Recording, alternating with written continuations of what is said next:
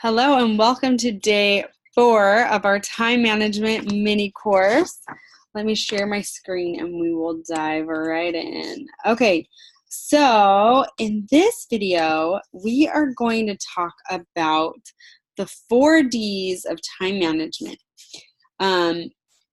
These are what you do when you've got so much to do in so little time. So 1, do it. 2, delay it. 3, delete it. 4, delegate it. Now let's go into detail about what each of these actually mean. Okay, so the first one, do it. Start sloppy. Okay, that is my biggest motto. When I first started my business, the best piece of advice that I received was to just start sloppy. Truly, this phrase has done nothing but serve me. In the past, I've suffered from something I like to call perfection paralysis whenever I embark on something. So I want it to be just so, and if I can't get it that way, then I put it off because it's just not perfect. Perfection paralysis will stop you from getting started. Learn to start practicing selective perfectionism so that you can just get started. You can do that using the 80-20 rule, okay? So give yourself grace and some self-compassion and forgiveness. When doing things, 20% can be up to your standards and 80% can simply be just good enough. So remember, you are juggling multiple hats and you're not an octopus, okay? You don't have 8 arms. I firmly believe that you can do anything, but you can't do everything. So pick the things that are important to you that are going to help you achieve those great big goals. And then those other things that are on your plate that aren't really helping with your success, those things can be done just good enough, okay? So start sloppy, okay? My next favorite mantra is done is better than perfect. So you can always go back and fix something later or improve upon whatever it is that you're working on now. But if you just don't get started now, you never will. So just get started sloppy and just get it done. Okay, the next one is delay it. So there are some things that feel more urgent or important than they actually are until you compare them to your great big goals. What can you delay or perhaps delay it indefinitely that will free up some time now to do the important things? It is okay to reschedule something if you don't have time. Also, group things together and batch execute them. So this is like your mosquito task thing. Phone calls, paying bills, random odd chores around the house, things that are just on your to-do list that you aren't making time for, group those in batches and just delay them. Clearly, they aren't important enough to get done right now, so it's okay to put them off for a bit until you do have the time. Delete it. The easiest way to gain more time is to not do something that isn't especially important in the first place. So, how many things do you think you have to do that you could actually drop without really changing anything? Once you figured out what those are, drop them. Eliminate from their list and get them out of your head. Think of one thing right now that you can drop completely. Doesn't that just feel better? You just got a gift of time. You're welcome. I know what you're thinking, but that task or reminder or appointment is on my list for a reason. But is it? Okay, think about it. If it's something that's been on your list for 3 months and it still hasn't gotten done, then it's probably safe to say that it isn't important enough to get it done, and it's okay to delete it. Ask yourself this: are you holding on to commitments in the hopes that someday you might have the time or interest to do them, only to let them take up valuable space on your list of things to do? Let's get ruthless, okay? And delete the stuff that doesn't matter. The stuff that does not add value to your great big goals. That's consuming more of your brain power than it deserves, okay? It might come in the form of a newsletter subscription that you don't read, but it still ends up in your inbox every day, okay? Delete it. It could be personal projects that you don't need to work on right now, but are just on your to-do list. It could be tasks that could be automated or delegated. It could be calendar entries that you're already in the habit of doing, but you still put stuff on your list, even though you already are in the habit of doing it. Really, you fill in the blank here.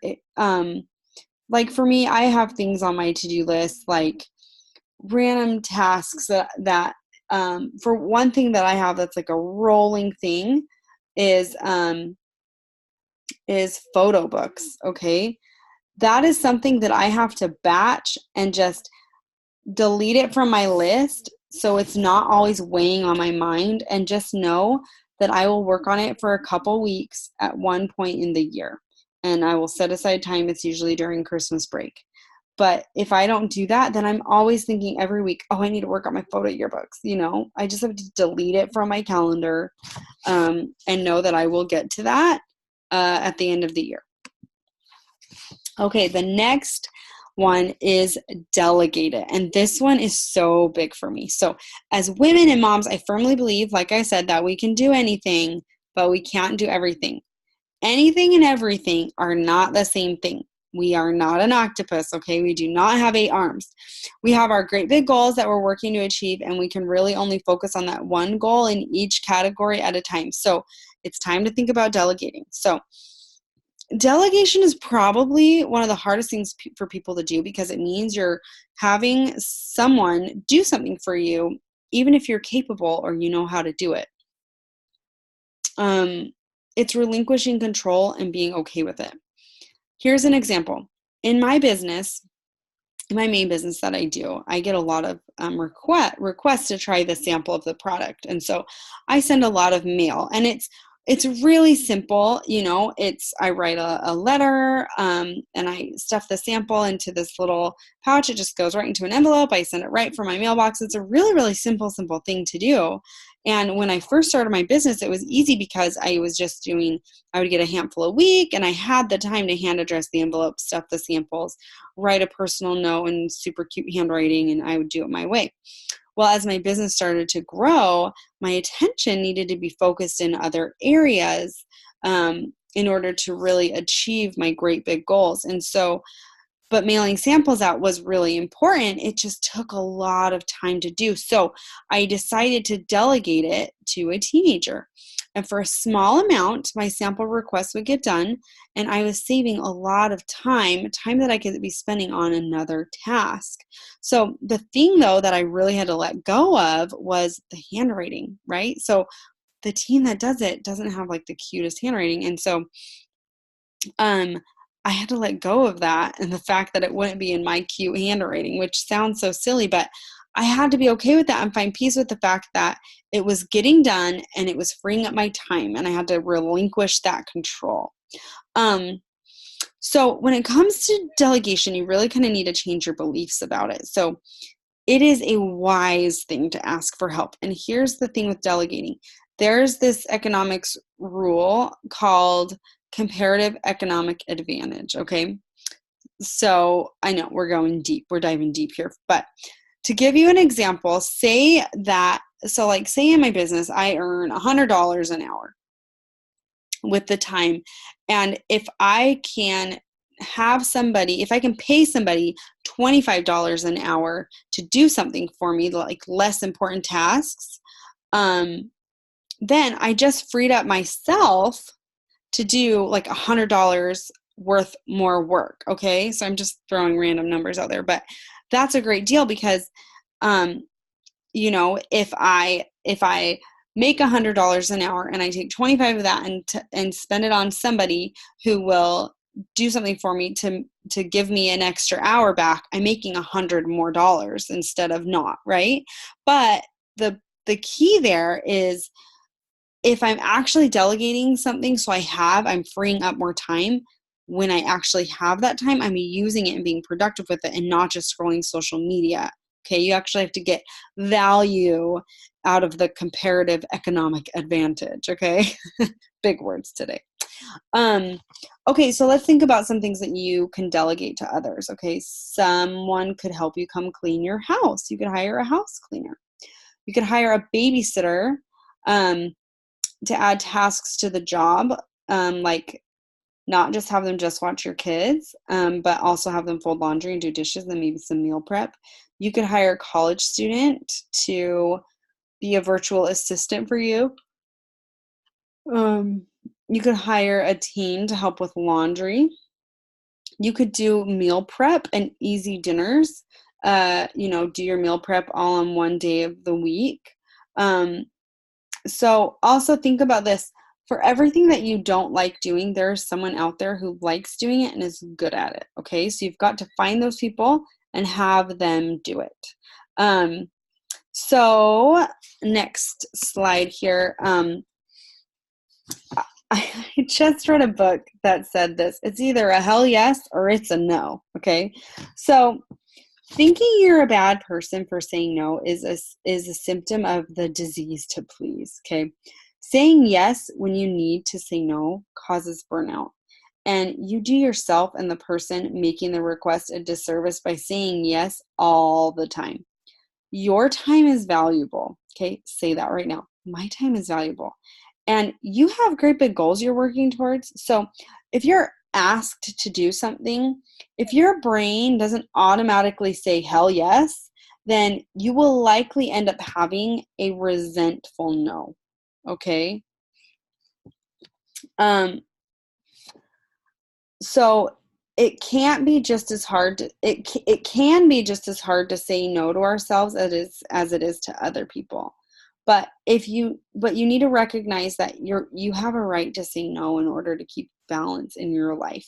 A lot of times we just feel like we need to say yes when we actually need to say no. And so a lot of times I tell myself, I call it saying an inspired no. So I don't have a resentful yes. So sometimes I'll get asked to volunteer for stuff.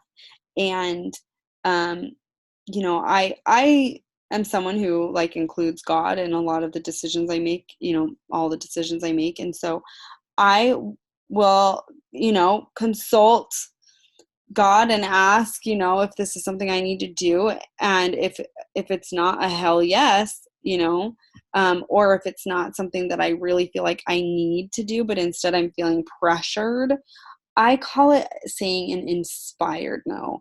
And then that way I don't have a resentful yes if I do say yes, and then I just become resentful. So one of the best ways to learn how to say no is to practice an exit strategy. So one thing that I got from Brené Brown is when she's asked to do something, before she gives a response, she twists a ring on her finger. She twists a ring on her finger 3 times before she actually gives a response. So first of all, when someone asks you to do something, stop and think, is this a hell yes? If it's not, you need to say no, okay? And remember, time blocking keeps your time safe from others. Having that time on your calendar blocked out will allow you to say, I wish I could, but I have a prior engagement, so I won't be able to. Say you're invited to a distant relative's annual picnic, okay? You can say something like, I've really had fun with that in the past, but I can't make it this year. That week is really packed for me. Or say you're asked to head up your daughter's preschool fundraiser or bake sale or just volunteer in some capacity. You can say something like, I know I'll probably disappoint you with my answer, but I'm actually unavailable to volunteer this year. In situations like this one, there are potentials for being manipulated. And so they might say something back to you like, the ice cream social is just not going to happen without you. And then you can respond with something like, I really appreciate always getting asked to help, but I just don't want to feel resentful. I think that it's time that someone else took a turn, and just, it's sometimes really hard to have that kind of communication, but thinking about kind ways to to say no and protect your time is really an important thing that you can do for yourself. And you should not feel guilty because you've already done your fair share of whatever. So remember also with these examples, you're saying no if it's not a hell yes. And of course, there's going to be some instances where you need to do things that you don't really want to do, but need to get done, So I hope you're getting the point I'm trying to make here. But learning to say no is an important skill to learn in life. So here's a few more tips for success in this. One is overestimate how long things are going to take. Generally speaking, everything will take longer than you expect it to. So use this approach. Two, don't schedule everything like back to back to back. Give yourself some break time in between, so you're not overlapping tasks and your day, because you want to make sure that you've got some room, especially being moms and crazy children and, fitting everything in. Things come up, where you're constantly like interrupted by kids or whatever. So make sure you do have some flexibility in there.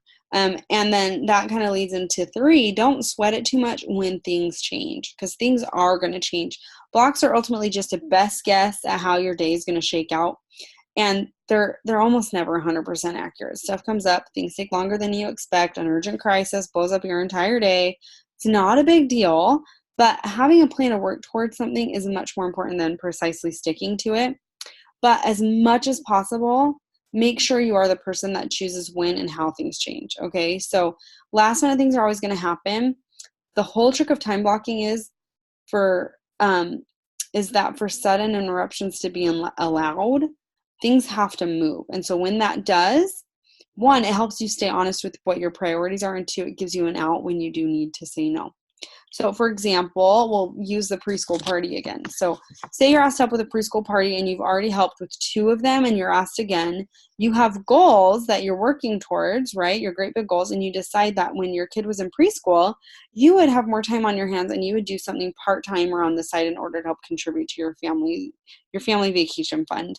And you use preschool time as kind of like your office hours to get that time done. So you have goals to meet. It's 100% okay to say no, unless for you working in the classroom is like a hell yes, because that's like your work time, and you have to be dedicated to it to meet your goals. Or maybe that's your uninterrupted time to work on a house project or do things that need to get done without constant interruption and nagging kids. But if things change, and they will, just learn from the beginning to be okay with it, be flexible, and have low expectations. Just give time grudgingly, okay? As in, really, really think about it before you say yes to something, if it's going to interrupt or mess up your time blocking, because you really need to be the protector of your schedule. Okay, and here's a little trick that I've learned. It's to never tell anyone that you're free at a given time ever. So say things instead that sound like this: that you have time then, or you can make time, or you can move things around, or you can make that work. So when you word things that way, instead of saying, oh yeah, I'm free, totally, whatever, doing that kind of subtly puts into their head the cost of your time and attention, that you are moving things around to make things work, or you are making time in your schedule, or you have some time in your schedule, but you're not just free. Okay, so probably one of my biggest tips out of this whole thing is holding a planning meeting every week. And so I actually have 2 major planning meetings. So one is a monthly planning meeting where I will take about an hour, and I do this typically at the end of the month for the following month. So a few days before the end of the month, for the following month, I look at the month and what it holds. I look and see if there's any big weekend plans that we have as a family. I look and see what my kids have, any activities, any exercise classes, or nights my husband has to stay late at work, or anything. I also do my big meal planning. And what I do with meal planning is I have just a nice long list of meals that my family likes. And then what I'll do is I'll pick 5 of the meals for every week, because I know one of the nights I don't do 7, because generally I'll do like a shake or something, or we'll do leftovers, or we'll order a pizza or something. So I'll pick out 5 meals, and I have them, and then I usually apply them when I do the Sunday night planning meeting. So I kind of take an hour and plan out my month, get a good idea of what it's going to look like, and kind of write out to-dos that I need to get done that month. And then on Sunday night, what I like to do is I hold a planning meeting with my family, and I get everyone on the same page for the week. And so I'll get with my daughter, and she's only 4 right now, but I'll give her a piece of paper, and she gets to write out the things that she wants to do for the week, her playlist. Okay. She makes a list of the things that she wants to play during the week. And so it kind of teaches her to become a planner. And then, she also is feeling included in what we're doing. And so, I also get with my husband, and see, okay, what's your week look like? What's my week look like? And we share our weeks with each other. So that way, going through the week, we kind of just know how it's going. And then what I do at the end of every night, because I would like to wake up early and do a morning routine, I take 10 minutes the night before, and kind of just look at my day the next day, what's going on. If I need to move something around or add in an extra task somewhere, and just kind of make sure that everything I've got going on is going to be great for the next day. And one thing that I love to do, and this is a great tip, I think, just for being an intentional parent, is involving and including your kids, not only in just planning, but letting them know the daily schedule. Kids really love structure and to be included. And so something you can do, you could add this into your morning routine, or when your kids are eating breakfast, sitting down with them and just saying, okay, you guys, this is what the day looks like today. I've even seen some people have just like a big whiteboard where they write out the daily schedule, and they just stick by it, just like in a school classroom, how kids follow schedules with their teachers throughout the day. Same sort of thing, where you can say, okay, this is what the day looks like. You're going to go to school from this time to this time. When you get home from school, this is what we're doing. After that, we're going to be doing this, and then dinner, this. So just giving your kids some structure is really going to help them, and it's going to help you stay organized when you are telling your kids, like, this is what's going to be happening. Okay.